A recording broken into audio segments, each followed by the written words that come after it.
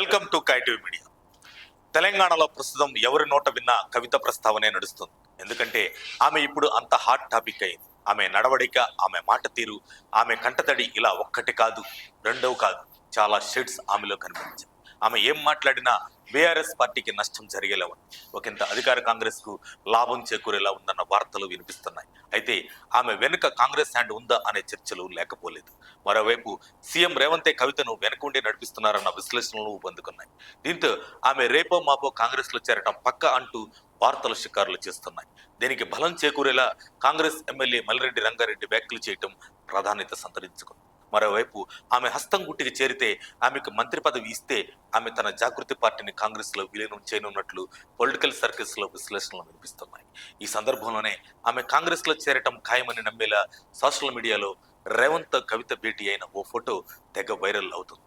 ఈ క్రమంలో ఆమెకు మంత్రి పదవి ఖరారైందని, ఇక ఆమె చేరిక కన్ఫర్మ్ అయినట్లే అని గుసగుసలు వినిపిస్తున్నాయి.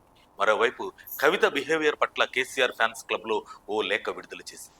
కవిత గారు ముఖ్యంగా ఒకరికి మాత్రం తప్పక థ్యాంక్స్ చెప్పాలి. ఎవరికో తెలుసా, కేసీఆర్ కి ఆమె రాసిన లేఖను బయటపెట్టిన వారికి ఆ లేఖ బయటకు రాకపోయి ఉంటే ఇవన్నీ నేటికి ఆమె గుండెల్లోనే ఉండే, బీఆర్ఎస్ లోనే ఉండి లోపల లోపల రగిలిపోతూ కొనసాగేదేమో. ఇప్పుడు ఆమె మాటలు చూస్తే ఆ లేఖను మీడియాకు లీక్ చేసింది కూడా కవితనే కావచ్చన్న అనుమానం మరింత బలపడుతుంది.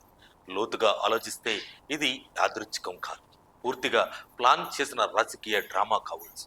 లేఖ రాయటం, దాన్ని లీక్ చేయటం, తానే బాధితురాల్లా నటించటం, అందరిపై దాడి చేయటం, చివరికి పార్టీ నుంచి సస్పెండ్ అయ్యే స్థాయికి వెళ్లటం, ఇవన్నీ కలిసి ప్రజల్లో సానుభూతి సంపాదించడానికి వేసిన అడుగులుగా కనిపిస్తున్నాయి. అసలు ప్రశ్న ఏమిటంటే, ఇంత నెగటివిటీ, ఇంత అసహనం పెట్టుకొని ఇన్నాళ్లు బీఆర్ఎస్ లో ఎందుకు కొనసాగారు? మొన్నటి దాకా కేసీఆర్ చుట్టూ ఉన్న వాళ్ళనే టార్గెట్ చేసిన ఆమె ఇప్పుడు మాత్రం ఏకంగా గులాబీ దళపతి కేసీఆర్ నే టార్గెట్ చేయటం రాజకీయ వేడిని మరింత పెంచింది. పలు సందర్భాల్లో కవిత మాట్లాడుతూ రాష్ట్రానికి ఏం చేశారంటూ, టీఆర్ఎస్ ని బీఆర్ఎస్ గా ఎందుకు మార్చారంటూ ప్రశ్నలు లేవనెత్తింది. ఒక ప్రయోగం విఫలమైతే విమర్శించటం, ఎగతాళి చేయటం చాలా ఈజీ. కానీ ఒక సిద్ధాంతానికి కట్టుబడి ఎదురు దెబ్బలు తిన్నా వెనక్కి తగ్గకుండా పోరాడడం నాయకత్వం. అది తెలియకపోవడమా, లేక ఇప్పుడు పరిస్థితులు చేతులు దాటిపోవడంతో మాట్లాడుతున్న అసహనమా అన్నది ఆమెకే తెలియాలి.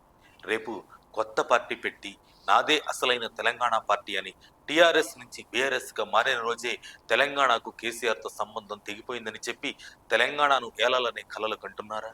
ప్రస్తుతం ఆమె మాటలు, ఆరోపణలు చూస్తే అదే దిశగా స్క్రిప్ట్ నడుస్తున్నట్లు కనిపిస్తుంది. ఇప్పుడు ఒక్క విషయం మాత్రం క్లియర్, కవిత అటెన్షన్ కోసం ఏదైనా మాట్లాడగలరు.